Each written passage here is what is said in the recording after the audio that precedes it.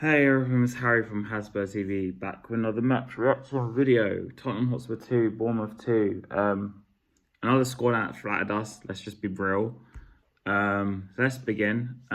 First the starting lineup. For once I have something interesting to talk about when it comes to this. Porro and Spence were our fullbacks, and Danso played with Romero, who has come back from injury finally. And Vicario was obviously in goal, but the midfield, interesting enough, was Benzcourt, Bissouma and Sarr. And then you had a front three of Odobert, because clearly he's resting Son. Johnson, we'll speak about in a second. And then Solanke, which I don't know if I'm surprised about that choice or not surprised about that choice. Anyway, let's get into it. I think, let's just be real. Bournemouth could have been 2 or 3 nil up in the first 45 minutes. Again, we went 2-0 down, and then Saul got that goal back, and of course we got the penalty late on. But on the crux of it, looking at the lineup, I wasn't really happy with the midfield selection, mainly because there was just no creativity in there. So it's like this guy's going from one extreme to the other. One he'll put every attacking player we have in midfield. The next minute he does the opposite, because obviously he's resting players for the Thursday game. Now, fair enough, I see that, but I probably would have started Bergvall, who did actually come on at half-time. So I praise him for at least making that change.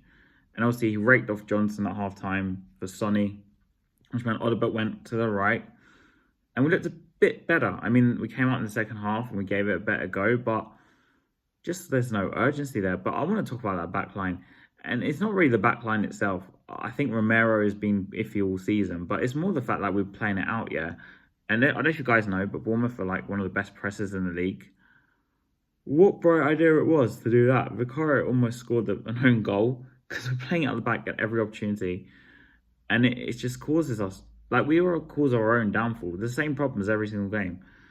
And in the midfield, Benzcourt wasn't that great. He got booked. Sarr probably was the only bright spark of the game, I think, personally. Bissouma was poor again. The guy hopefully gets sold in the summer. As I spoke about, Johnson got raked off for half time because he was fucking useless, to be honest with you, in the first half. Fucking useless. And then obviously Solanke, I kind of felt sorry for him because he just wasn't getting any service, right? And he had maybe, I think, one chance with this glancing header and like off a cross or something from Porro or something like that. But he didn't have any supply, and he didn't, for me at least, he didn't look fully fit. I know Ange after the game mentioned that he played some players just to get match fitness.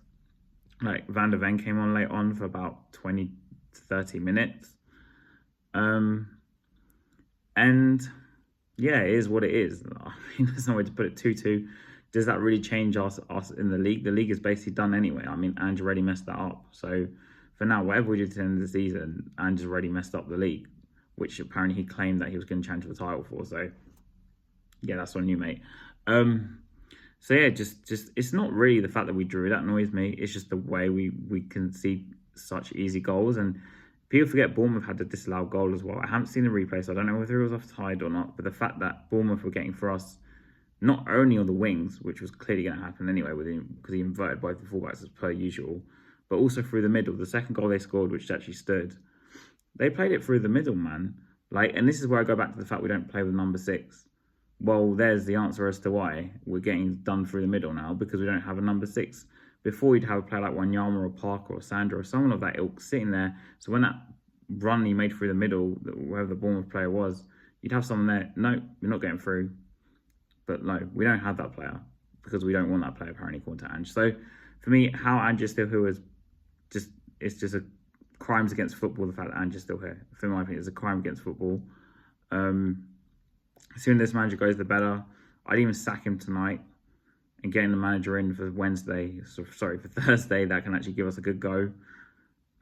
Because I'm not confident against Alkmaar. I know he rested some players, but I think Alkmaar will just come and sit 10 men behind the ball. But at the same time, Bournemouth, I felt, kind of learned from Alkmaar, ironically, because the first half, especially where I mentioned the Vicario mistakes, they pressed us really high. Apart from that, they're one of the best pressers in the league. They pressed us really high. And this, of course, caused us loads of problems because Alkmaar did it in midweek. It happens again. Instead of counteracting that by playing longer balls, we keep trying to pass out the back. And I look at Ange on the touchline. It took him till us to concede for him to flip and wake up and start saying something. And even then, he wasn't saying enough. You look at Riola, on the other hand, all game, directing his players where to go, where to stand. There's a reason why Bournemouth are doing better than us. Like, come on paper, Bournemouth do not have a better side quality-wise than us. Maybe in a few areas, like the wide areas, but apart from that, you're really going to tell me these players that everyone bigged up in the summer are suddenly worse than the Bournemouth players? But let's be real, they're not. And this is why Bournemouth are where they are, because despite the fact they have lesser quality, the manager's like 50 times better than that, probably 100 times better, really. And yeah, I think the draw kind of flattered us. We probably should have lost that game 3 or 4-1. And I think the goal we scored from Sarr was kind of a bit lucky, but I would give him credit because he kind of saw the keeper off his line and hit it.